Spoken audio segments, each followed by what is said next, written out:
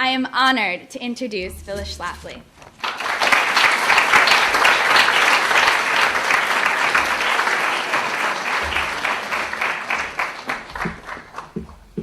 Thank you very much, Amanda, for all those nice words, some of which are a little bit exaggerated.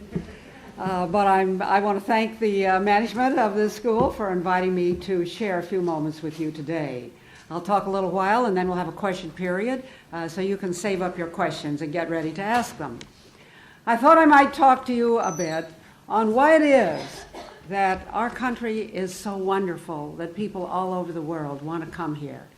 Why are we an oasis of freedom and prosperity and high living standards that the rest of the world can only dream about? Now, most countries were formed by war or by chance, but our country was formed by a remarkable group of men who got together in 1787 and wrote a constitution. That is what is the fountainhead of our political, religious, and economic freedom. They were remarkable men. It was a very young group. The average age was very young. The principal drafter of the Constitution, James Madison, was only 38. And to me, that sounds very young. Might seem old to you, but it was a remarkable group. There are people today who try to tell you that it is diversity that made our country great. The only diversity among those men who gathered in Philadelphia in 1787 was that some came from Massachusetts and some came from Virginia. That's as broad as diversity as they had in those days. They were well-read, well-educated. They had studied how other countries and their governments had failed, and they were very religious men, and they fashioned a constitution that most of the leaders later talked about as a miracle, and they used that word. George Washington was the president of that constitutional convention. His motto was, "Let us raise a standard to which the wise and honest can repair. The event is in the hand of God." And William Gladstone, the British leader, once called our Constitution the greatest work ever struck off at a given time and purpose by the brain of man. And it is truly remarkable. It should be in the Guinness Book of World Records as the longest lasting constitution in the history of the world. So let me just briefly identify what I think are the 6 fundamental precepts of our Constitution. First of all, it's a written constitution. Now, the British don't have a written constitution, and our founding fathers understood that if you don't have it down in black and white, there are going to be people who try to make it mean different things. So they wrote it down. You can all read it and see what it says. You have very prominent people in our country today who try to tell us we have a living and evolving constitution. That's a common statement of judges and liberal politicians, but it isn't true. There's nothing living and evolving. It's a piece of paper, and it's written in black and white, and you can read it for yourself. It's written in plain English. The second principle of it is the sovereignty of the people. The Constitution starts off with "we the people." This was a unique and different idea when our founding fathers started it. Prior to that time, people believed in kings. And they thought that power came from God to the kings. That was the divine right of kings. And then he could give out a little bit of that power to the people as he chose. That's the theory of the Magna Carta. The king gave up a little bit of his power.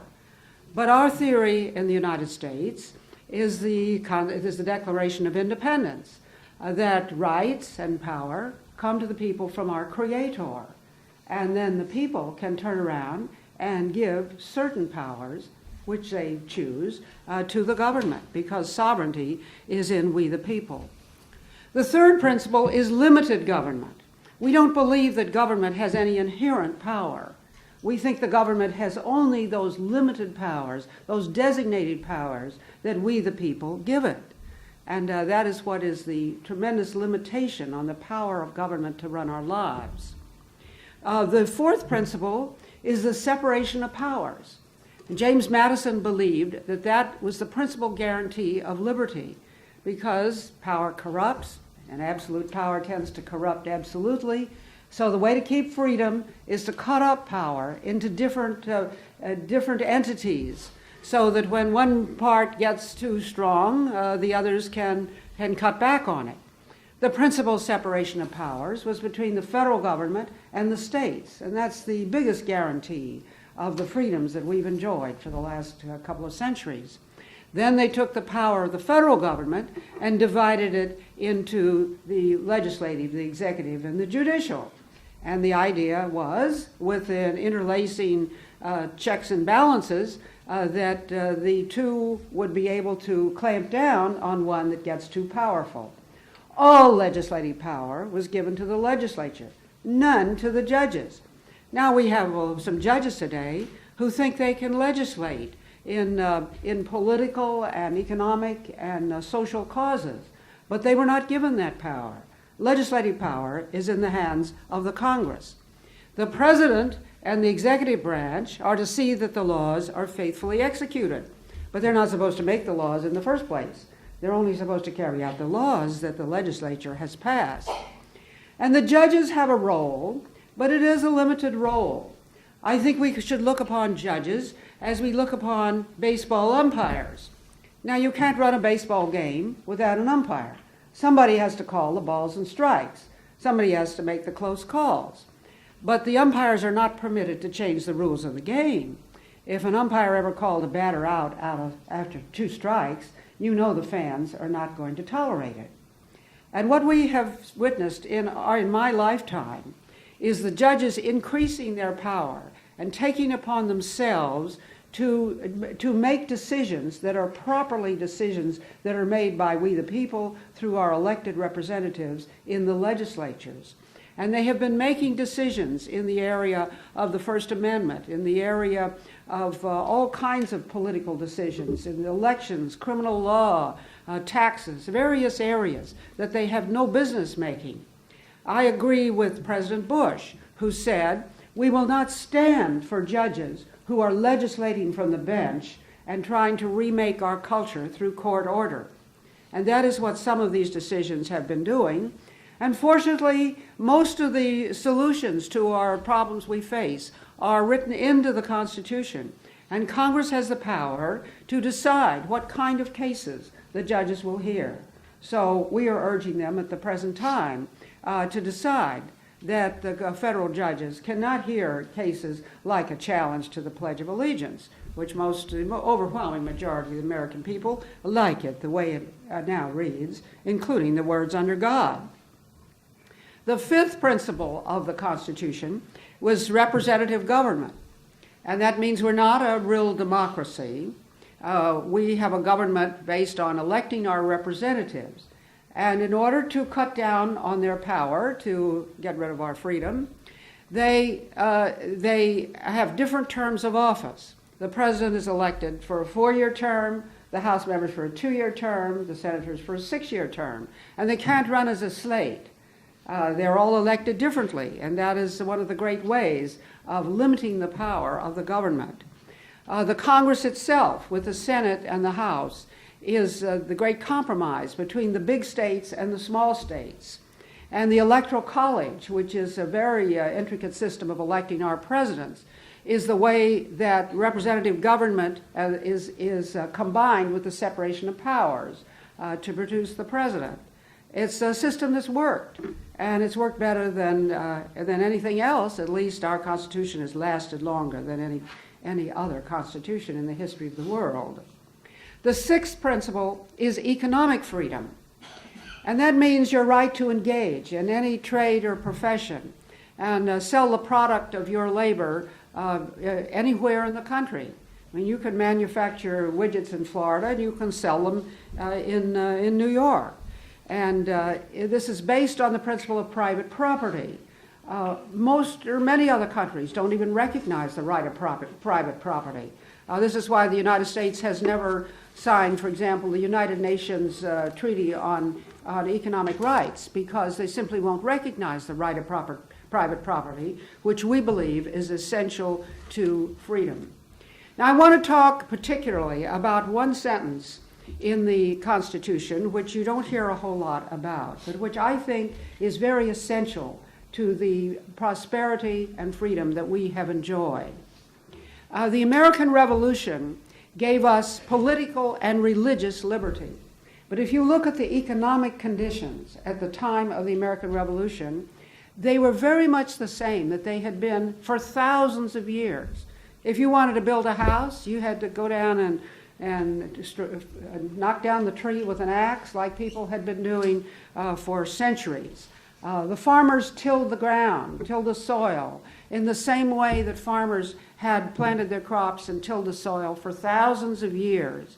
They had to grind the grain with the same type of crude tools that people had used for centuries.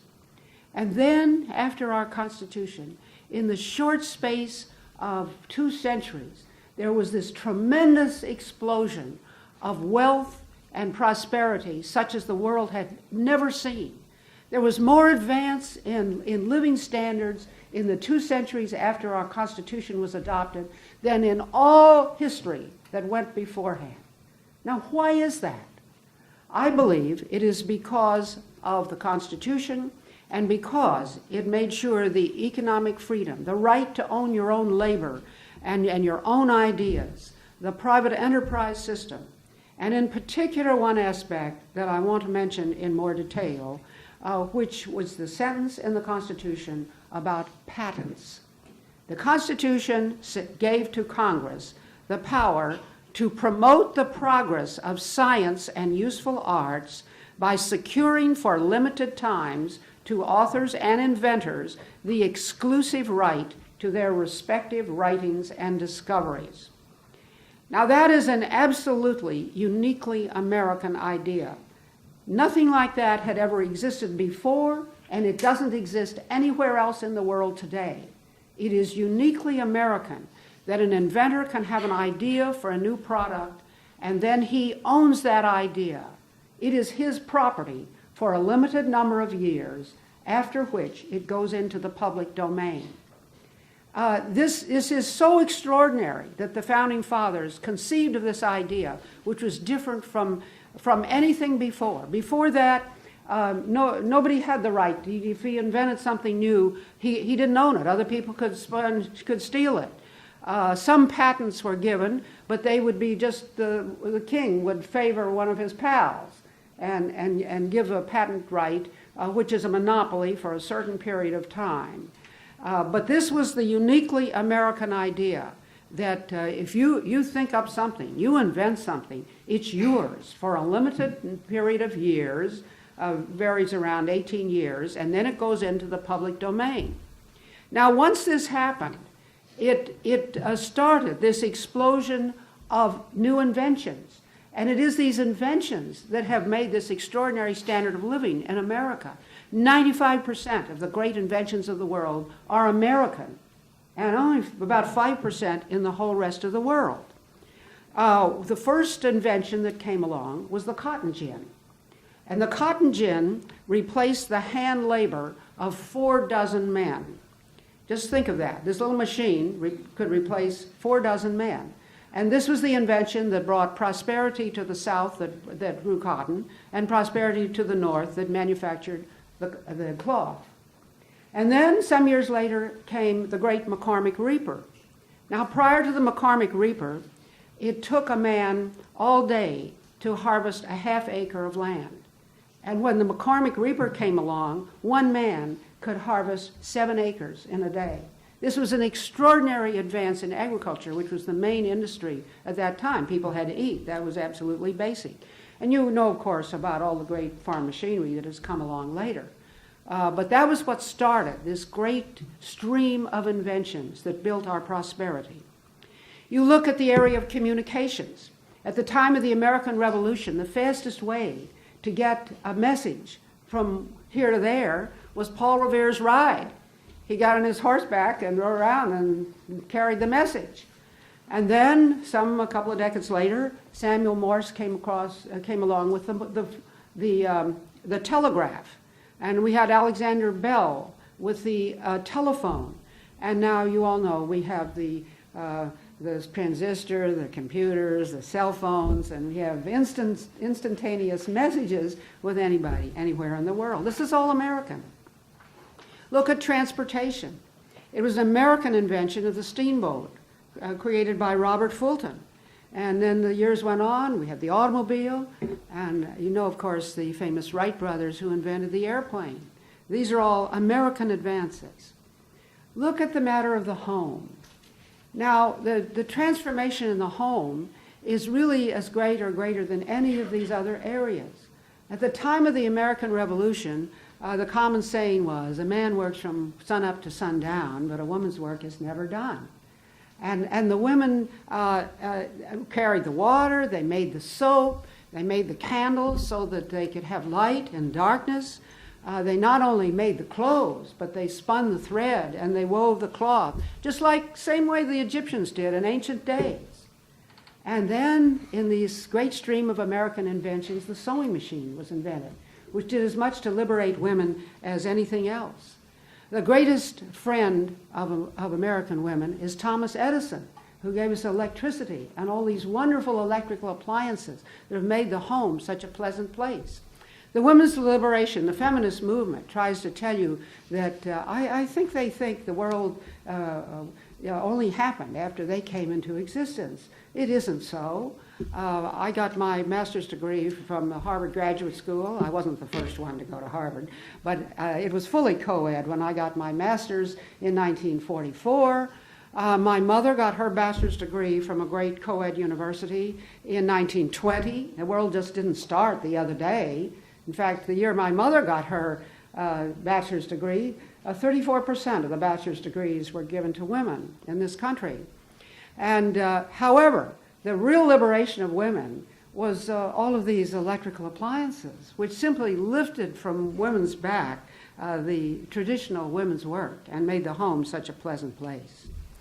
In industry, you had all kinds of wonderful inventions. All my sons are engineers, went to engineering school. And I remember the day my first son went to engineering school, and we bought him his slide rule. It cost $25. And what a thrill that was to see the calculations he could do on the slide rule. A few years later, my second son went to engineering school, and the calculator had come. It cost $400. I thought that was a big expense, but he needed it.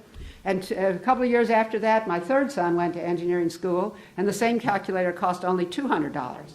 And now you know how cheap calculators are that you just use as a matter of course. These are all American inventions. Now someday you'll go to Florence, Italy, and you'll see the drawings of Leonardo da Vinci. Great mind. And he had drawings of an automobile, drawings of an airplane, drawings of wonderful inventions. But his ideas existed only on paper.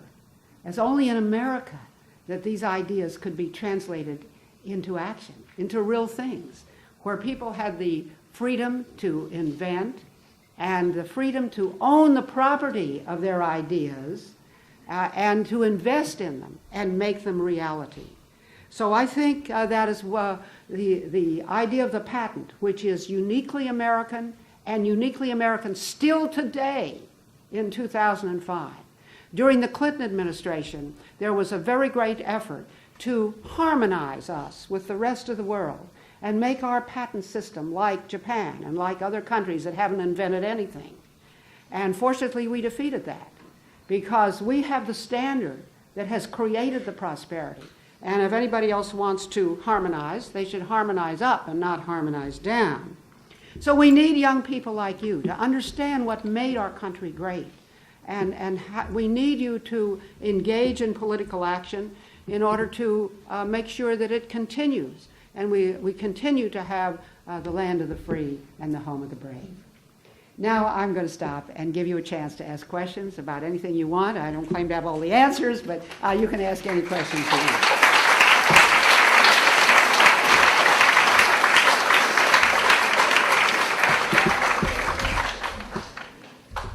Yes. Do you believe that the UN is hindering our opportunity for peaceful diplomacy? Our opportunity to what? For peaceful diplomacy? Do I think the UN is hindering opportunity for peaceful diplomacy? I think the UN is largely anti-American. It's made up of about 150 countries, most of which hate us and or are very envious of us. And I don't think it is helpful to the United States. I believe we elect our representatives to represent the views and interests of the United States.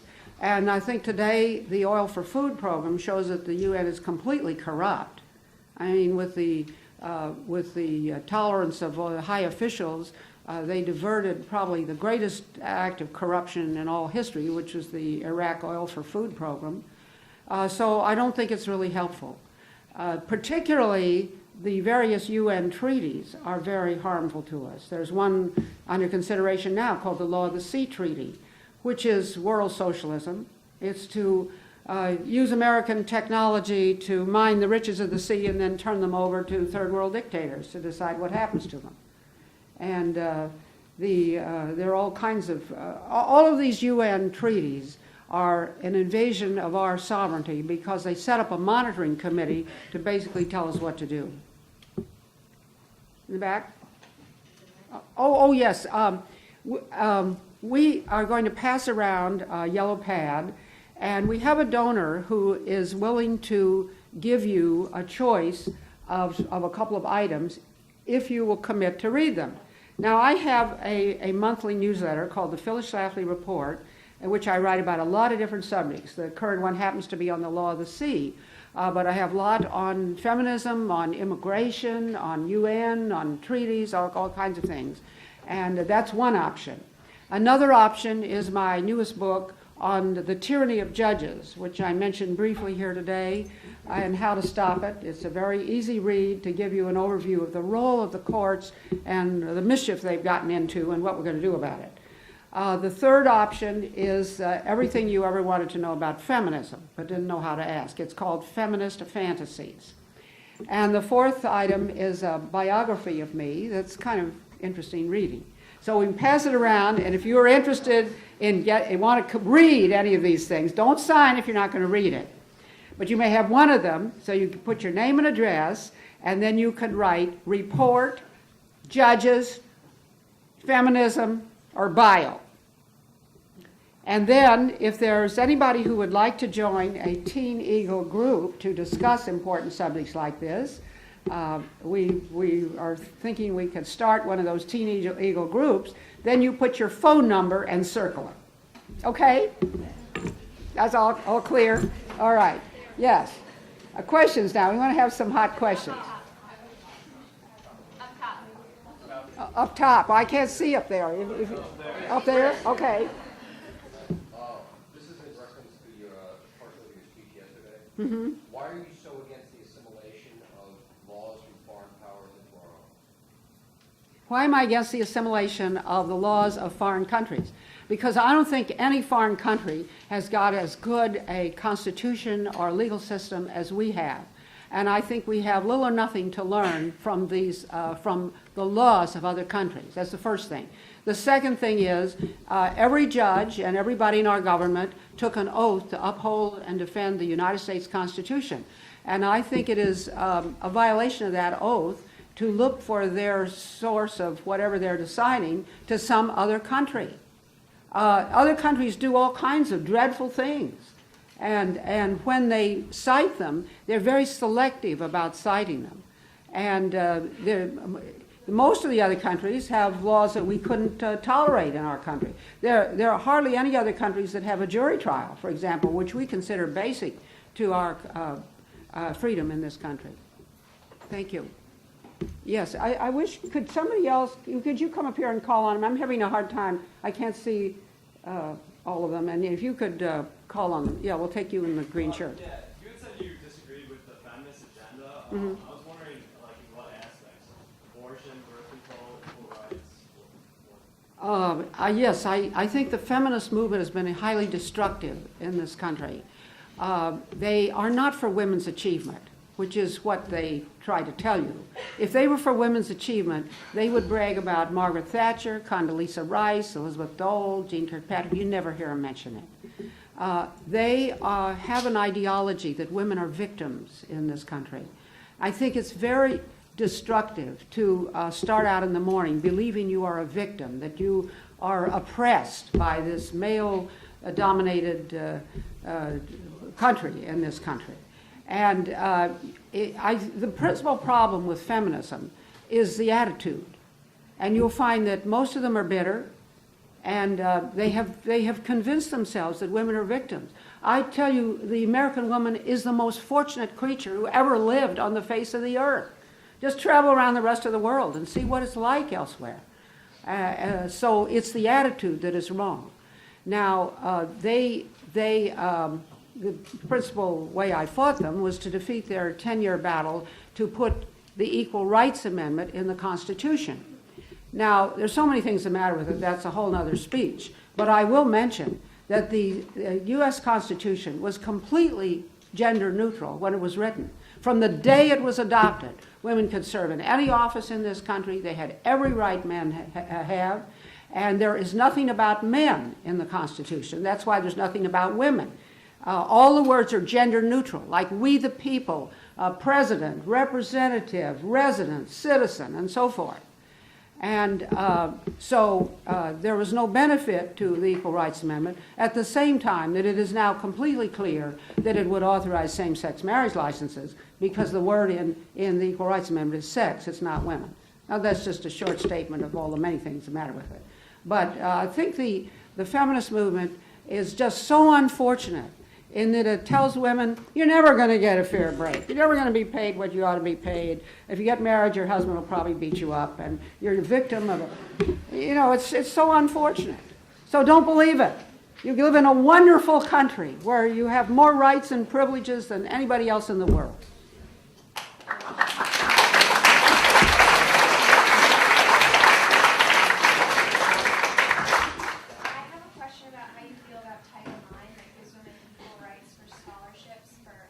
How I feel about Title IX. Title IX had a worthy objective, and the sponsor of it assured us that it would never call for quotas. It calls for equal opportunity on account of sex in schools and colleges. In the hands of the feminists, first in the Carter administration and then in the Clinton administration, it has been turned into a tool to punish men. And it has caused colleges, for example, to abolish 171 wrestling teams. Now, there is no defense for this. It shows you that Title IX has nothing to do with money, because wrestling is the cheapest sport you can have. All you need is a mat. And it just simply feeds the feminist, anti-masculine attitude. And it's so unfair. They've abolished hundreds of men's teams. Football, baseball, gymnastics, swimming, hundreds of male teams. And this does nothing for women. It's grossly unfair. They have used a code word called proportionality. And they're claiming that the number of women on athletic teams should be the same as the number of men in proportion to the college enrollment. And you now have a 56% women in colleges, so they want 56% of the teams to be women, of the members of the teams to be women. And this is ridiculous. I mean, women are not interested in sports in the same degree that men are. That is an obvious fact that everybody with any common sense understands. You know, these feminists try to tell you that there really isn't any difference between men and women except a few anatomical things that we don't need to discuss in polite society. But there are differences, and it is a difference that men are more interested in sports. And the idea that this should be equalized, that 56% of whatever they have in sports should be women is nuts. I mean, when I went to college, I did everything to avoid anything that was athletic. And there are plenty of women like me. And so I think that Title IX deserves to have the bureaucracy revise the way it's enforced. There wasn't anything the matter with the law. What the problem is, you pass a law and then it goes into the hands of the bureaucracy and the judges who do it any way they want. We have time for one more question. Tyler, what are your views on affirmative action? Affirmative action for women, no. Women should let women compete equally, and there are a lot of jobs. There are differences in the way men and women pick jobs. I mean, that's another thing the feminists deny. But it is clear that that there are differences, and there are a lot of jobs that women are simply not qualified for. Now, you look at the statistic that 92% of the occupational fatalities are male. Now, is that because men are clumsier than women? They don't take care of themselves as men? No. It's because wonderful men are willing to take these risky jobs to support their families, and so they suffer some of the consequences of it. And the idea that, you know, there's an old ABC documentary you might play sometime called Boys and Girls Are Different. And this is John Stossel, who, you know, he started out thinking that men and women were the same. But then he, for example, he showed the videos of the tryouts for the Los Angeles Fire Department.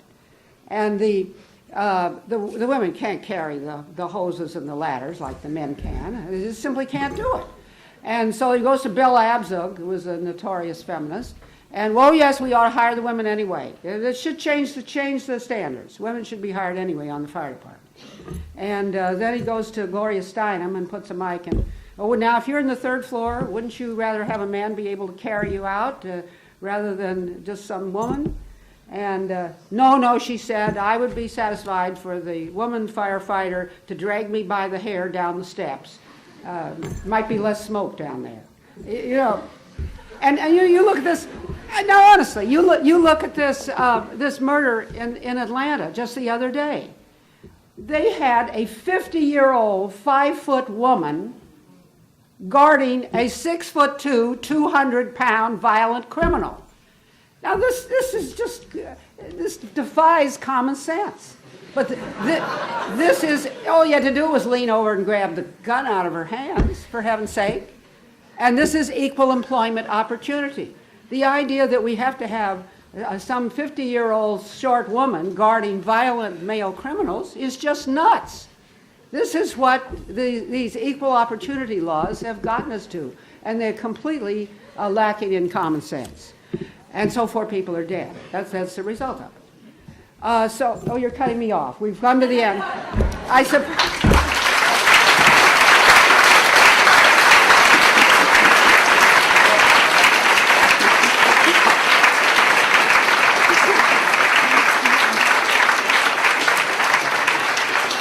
Thank you. It's been a fun audience. I wish we could go on for another hour.